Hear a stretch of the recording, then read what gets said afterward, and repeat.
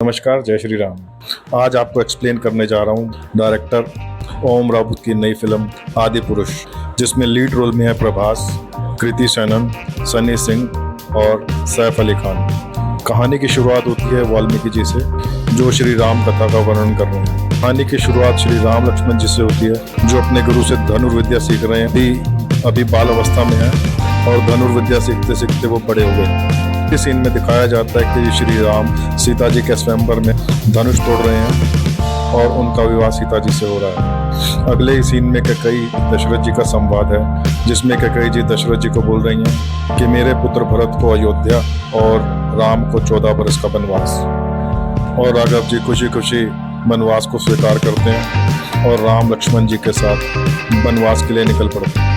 जैसे कि ज़्यादातर कैरेक्टर्स इस फिल्म में एनिमेटेड ही हैं, तो इसी तरह राम और भरत जी का मिलन भी एक ही शॉट में दिखा दिया गया। दूसरे सीन में सैफ अली खान, जो रावण की भूमिका में है, वो एक पर्वत पर बैठकर श्री ब्रह्मा जी की आराधना कर। ब्रह्मा जी प्रकट होते हैं, रावण को मान देते हैं कि कोई न दिन में, न रात में, न वायु में, न धरती में, न आकाश में, न किसी देव, न कोई दानव के हाथों से तुम्हें मृत्यु नहीं। रावण ये वरदान पाकर बहुत। इसके बाद कई वर्षों के बाद का सीन दिखाया गया है, जहाँ लक्ष्मण जी अपनी कुटिया में है, जहाँ सीता जी और लक्ष्मण जी अपनी सरोवर में अपनी साधना में लीन है और राघव एक जल सरोवर में अपनी साधना में लीन है। इतने में सारे जंगल में काले बादल छा जाते हैं, जिससे सीता जी घबरा जाते हैं और राघव की चिंता करने लगते हैं। इस पिक्चर में श्री राम को राघव और लक्ष्मण को शेष कह के बुलाया गया है। अब सीता जी को चिंता होती है और वो शेष जी से बोलती कि कुछ तो है अलग है और आज कुछ अच्छा नहीं हो रहा है।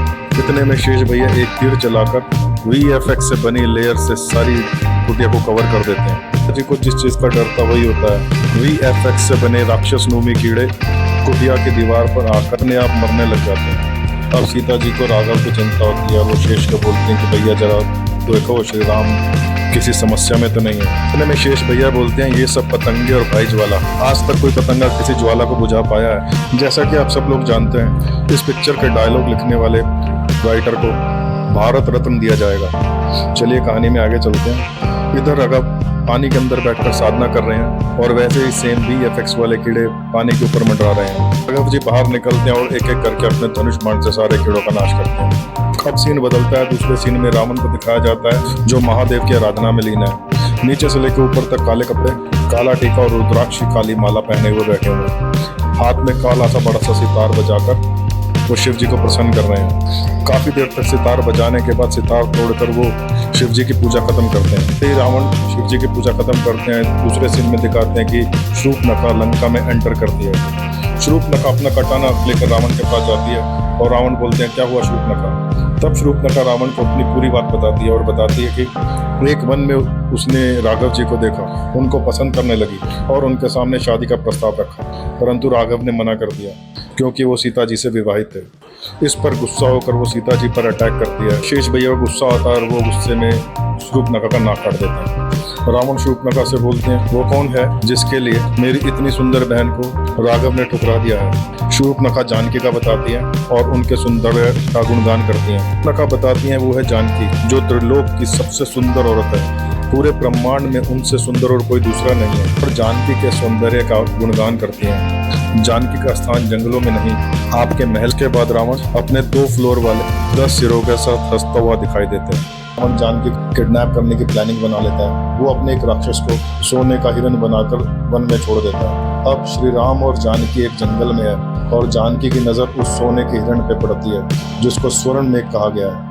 और राघव को बोलते हैं कि मुझे वो स्वर्ण मेघ चाहिए। राघव जंगल में स्वर्ण मेघ को पकड़ने के लिए चल पड़ते हैं। स्वर्ण मेघ तेजी से दौड़ता है, राघव भी पीछे पीछे स्वर्ण मेघ के पीछे भागते हैं। जैसा कि स्वर्ण मायावी है, तो वो राघव की आवाज में शेष शेष पुकारता है। इधर जानकी राघव की आवाज सुनकर चिंता में पड़ जाती है और अपने देवर शेष को बोलती है कि राघव किसी मुसीबत में है और जाओ उनका पता लगाओ। लेकिन शेष को श्री राघव की आज्ञा नहीं होती कि सीता जी को अकेली छोड़ी जाए। फिर भी जानकी बहुत जिद करती है। शेष भैया जमीन पर एक तीर चलाते हैं, जिससे VFX की एक बहुत बड़ी सी दीवार बनती है और वो पूरी कुटिया को कवर कर लेती है। सेम सीन आदि पुरुष के ट्रेलर में भी आपने देखा होगा। शेष भैया जानकी से बोलते हैं कि कुछ भी हो जाए इस रेखा को पार मत करना।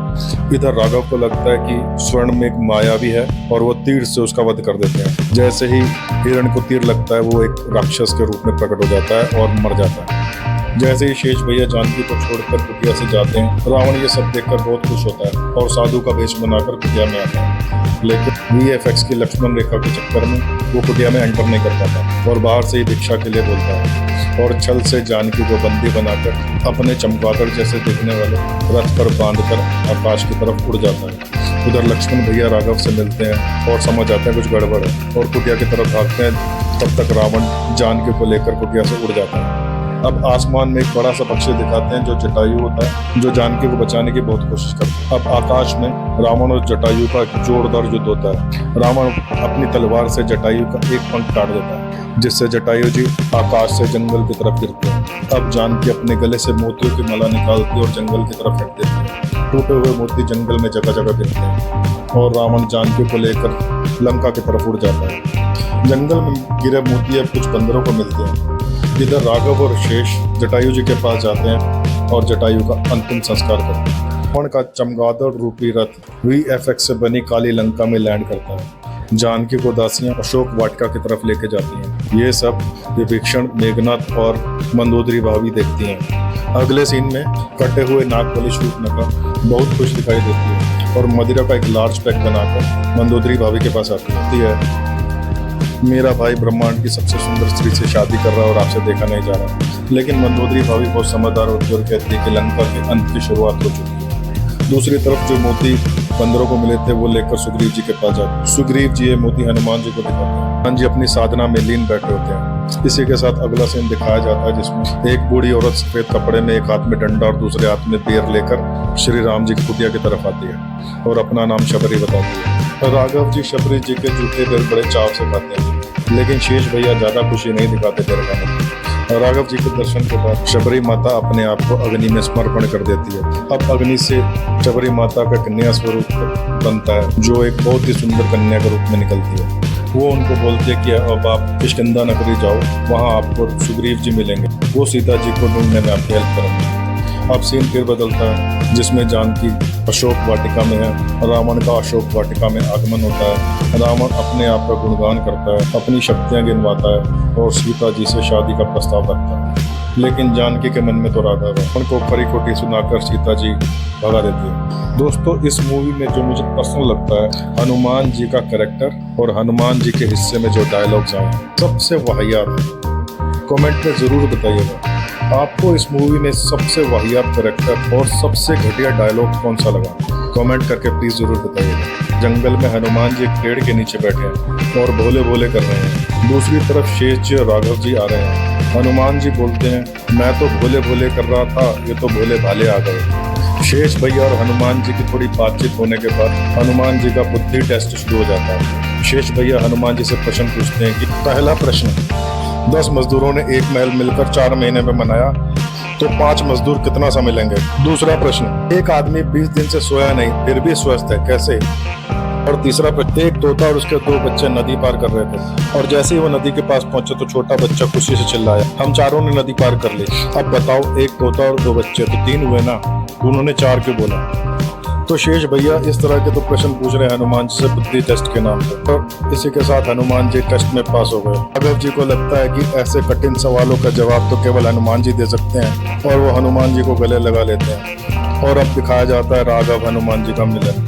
तो दोस्तों, क्या आप भी इन कठिन सवालों के जवाब जानते हैं हनुमान जी की तरह? अगर जानते हैं तो प्लीज रिप्लाई कीजिएगा कमेंट्स में। अगला सीन दिखाया जाता है जिसमें हनुमान जी शेष जी और राघव जी को सुग्रीव जी से मिलवाने लेके जाते हैं किष्किंधा। राघव जी सुग्रीव जी से मिलते हैं और जानकी के बारे में सारी बात बताते हैं। सुग्रीव जी राम जी को वो मोती दिखाते हैं जो एक बंदर उन्हें वन में से लाके देता है। राघव जी वो मोती पहचान लेते हैं और जानकी को याद करते हैं। सुग्रीव भैया राघव जी को प्रॉमिस करते हैं कि वो सीता जी को ढूंढने में उनकी मदद करेंगे और साथ ही साथ अपने बारे में बताते हैं कि उनके भाई बाली ने कैसे किष्किंधा से उनको निकाल दिया था। साथ ही साथ राघव से मदद मांगते हैं और कहते हैं कि मैं बाली से बल में तो जीत सकता हूँ लेकिन छल में नहीं जीत सकता, तो ये राघव मेरी मदद कीजिए। तो राघव अपनी मदद के लिए तैयार हो जाते हैं और सुग्रीव जी को बोलते हैं कि जाओ और बाली से युद्ध करो। अब सुग्रीव बाली को ललकारते हैं और बाली सुग्रीव युद्ध होता है। एक घमासान युद्ध के बाद तीर चलाते हैं और बाली को मार देते हैं और सुग्रीव को किष्किंधा नरेश बना देते हैं। अब किष्किंधा के नए महाराज के महल में बॉन फायर के सामने एक मीटिंग होती है जिसमें राघव, शेष, सुग्रीव, जामवंत और हनुमान जी होते हैं। डिस्कशन इस बात का होता है कि सीता जी को मैसेज कौन पहुंचाएगा कि राघव उनको लेने आ रहे हैं। मीटिंग कंक्लूजन ये निकलता है कि हनुमान जी लंका जाएंगे। तभी श्री राघव अपने हाथ से अंगूठी निकालते हैं और हनुमान जी के हाथ में देते हैं और बोलते हैं कि सीता जी को दिखाइएगा तो वो समझ जाएंगे कि आप मेरे दूत हो। रावण की लंका का दिखाया जाता है जब रावण अपने महल में मदिरा पान ले रहे हैं और इस मूवी के सबसे तेज बंदे टैटू मैन मेघनाथ और कुंभकर्ण की लड़ाई देख रहे हैं। तभी विभीषण लंकेश को बोलते हैं कि भैया जानकी को छोड़ दीजिए, लेकिन लंकेश अपने अहंकार में बात को टाल देता है। तब विभीषण बोलते हैं आप खुद अपने काल के लिए कालीन बिछा रहे हैं भैया, अब काल को आने से कोई नहीं रोक सकता। उनमें हनुमान जी अपनी शक्तियां भूल चुके हैं। तभी जामवंत अंकल हनुमान जी को उनकी शक्तियां याद दिलाते हैं। जैसे हनुमान जी रिकॉल करते हैं तभी उनकी सारी शक्तियां वापस आ जाती हैं और वो जय श्री राम बोलकर समुद्र में छलांग लगा देते हैं और टॉप स्पीड में लंका में एंट्री कर जाते हैं। अशोक वाटिका में जानकी से हनुमान जी मिलते हैं। तभी एक राक्षस अशोक वाटिका में आता है और हनुमान जी को देख के बोलता है तू अंदर कैसे घुसा, ये तेरी बुआ का बगीचा है क्या? मरेगा बेटे, आज तो अपनी जान से हाथ धोएगा। और तुझे क्या लगा तू बच जाएगा मुझे? तू जानता भी है कौन हूं मैं? धाकड़ासुर। कॉमन सेंस वाली बात की। हनुमान जी को कैसे पता तू धाकड़ासुर है? हनुमान जी खुद पहली बार आए तो उनको ही नहीं पता था रावण कौन है, लंका का है। उसके बाद हनुमान जी धाकड़ासुर को धोते हैं। धाकड़ासुर के पास सीधा टैटू मैन आ जाता है लड़ने के लिए हनुमान जी। और अब मेघनाथ पहले ही देर में सीधा ही ब्रह्मास्त्र हनुमान जी पे छोड़ देता है। ब्रह्मास्त्र हनुमान जी को ऐसी बंदी बनाता है जैसे कि किसी जाल में मछली पकड़ी होती है। Same to same Hanuman ji मछली पकड़ने वाले जाल में होते हैं। अब हनुमान जी को लंकेश के सामने पेश किया जाता है। लंकेश वेल्डिंग वाला हेलमेट पहनकर लोहार की तरह अपनी तलवार को पीट रहा होता है। बताता है कि जानकी से बात कर रहा था अशोक वाटिका में। लंकेश ऑर्डर करता है कि हनुमान जी की पूंछ में आग लगा दो। और अब पिक्चर में वो सीन्स आते हैं, वो डायलॉग्स आते हैं जिसके लिए राइटर को भारत रत्न के लिए नॉमिनेट किया जाएगा। मेघनाथ हनुमान जी की पूंछ में आग लगाता है, जली ना अभी तो और जलेगी, बेचारा जिसकी जलती है वही जानता है। अब इसके बाद आता है हनुमान जी का एपिक डायलॉग, कपड़ा तेरे बाप का, तेल तेरे बाप का, आग तेरे बाप की और जलेगी भी तेरे बाप की। तो भैया इतना खतरनाक और खूंखार डायलॉग बोल के हनुमान जी को मेघनाथ नीचे गिर देता है। हनुमान जी सारी लंका को लगा देते हैं। अब हनुमान जी वापस अशोक वाटिका सीता जी के पास जाते हैं। सीता जी को बोलते हैं साथ चले और जानकी बोलती है जिस तरह राघव ने धनुष तोड़ा था मुझे पाने के लिए, उसी तरह रावण का घमंड भी तोड़ेंगे मुझे वापस ले जाने के लिए। और अपनी निशानी के तौर पर अपना एक कंगन हनुमान जी को देती है राघव के लिए। दूसरे सीन में सुग्रीव और जामवंत लंका पर सेतु बनाने की प्लानिंग कर रहे हैं। राघव समुद्र से आह्वान कर रहे हैं कि वो उनके लिए जाने के लिए रास्ता छोड़ दें। इतनी देर में हनुमान जी वायु मार्ग से आते हैं और उनकी क्रैश लैंडिंग तट पर होती है। तब सुग्रीव जी पूछते हैं क्या हुआ बजरंग? फिर से हनुमान जी का एपिक डायलॉग बोलते हैं, बोल दिया जो हमारी बहनों को हाथ लगाएगा हम उनके लंका लगा देंगे। उसके बाद राघव पूछते हैं जानकी, तो हनुमान जी का रिप्लाई आता है जीवित है प्रभु, और राघव को जानकी का कंगन देते हैं। अब राघव फिर से समुद्रदेव को रिक्वेस्ट करते कि भैया जाने का रास्ता दो। समुद्रदेव फिर नहीं मानते। उसके बाद राघव जी गुस्से में तीर कमान चला लेते हैं और कहते हैं सारा समुद्र खाली कर दो। तभी समुद्रदेव प्रकट होते हैं। कहते हैं समुद्र में पत्थर फेंको जिसपे राम राम लिखा हो, मैं उन्हें डूबने नहीं दूंगा, डरने दूंगा। हरे वानर लग जाते हैं काम पर, पत्थरों पे राम राम लिख के समुद्र में फेंकने लग जाते हैं। समुद्र में सेतु बनने का काम शुरू हो जाता है। दूसरी तरफ विभीषण और उसकी पत्नी राघव की शरण में आ जाते हैं। अब राघव और विभीषण में मित्रता हो जाती है और राघव बोलते हैं हमारी लंका विजय के बाद विभीषण जी आप लंका के राजा होंगे। इधर राम सेतु बन के तैयार हो चुका है और उधर रावण अपने चमगादड़ रथ को मांस के टुकड़े खिला रहा है। अब रावण अपना एक जासूस जो मायावी होता है वो विभीषण का रूप बनाकर राघव के शिविर में आता है पता लगाने की राघव के पास कितनी सेना है, कौन कौन से अस्त्र हैं। लेकिन राघव उसे पहचान लेते हैं, राक्षस को क्षमा कर देते हैं और अंगद को बोलते हैं ये हमारा मेहमान है, इसको पूरी छावनी घुमाओ और एक एक वानर से मिलना। अंगद उस राक्षस को पूरी छावनी घुमा रावण के महल में छोड़ने जाता है। अब अंगद और रावण संवाद शुरू होता है। अंगद रावण को बोलता है ध्यान से सुन, दोबारा नहीं बोलूंगा, सवेरा होने से पहले जानकी मार में लौटा। रघुपति राघव राजा राम बोल जानकी को लौटा, वरना आज खड़ा है कल लेटा मिलेगा, और उड़ जाता है। अगले सीन में रावण और राघव का आमना सामना दिखाया गया। रावण अपने चमगादड़ को वाहन पर आता है, राघव जी शेष और हनुमान जी के साथ खड़े हैं।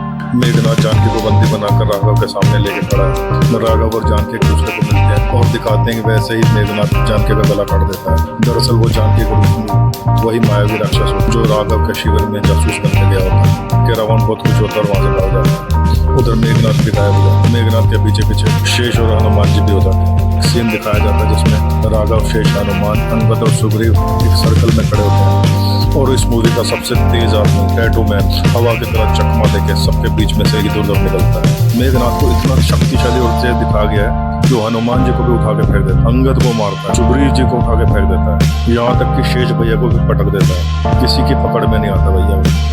आप सबने सुना होगा उड़ता तीर लेना। इस सीन में शेष भैया ने सेम वो में मेघनाथ और राघव बिल्कुल आमने सामने खड़े हैं।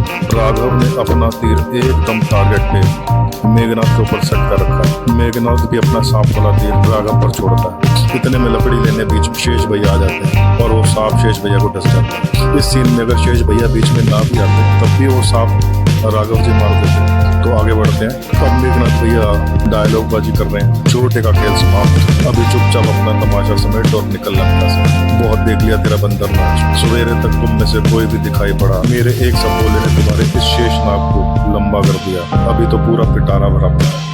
राघव सवेरा होने से पहले चुटकी मार के कह रहा निकल। क्या शब्दों का प्रयोग किया भैया इस फिल्म में, सॉरी यार बहुत बुरा लग रहा है। इस वजह से ऐसी कमेंट्री करनी पड़ रही है जी। अब बहुत परेशान हो रहे हैं। शेष भैया की ऐसी हालत है। शेष भैया अपने शिविर में है, लेकिन विभीषण कह रहा है कि शेष भैया बच जाएंगे। उनकी वाइफ सजेस्ट करती है कि संजीवनी ट्राई करो, वही एक नागपाश का इलाज है। हनुमान जी निकल पड़े हैं संजीवनी लेने के लिए।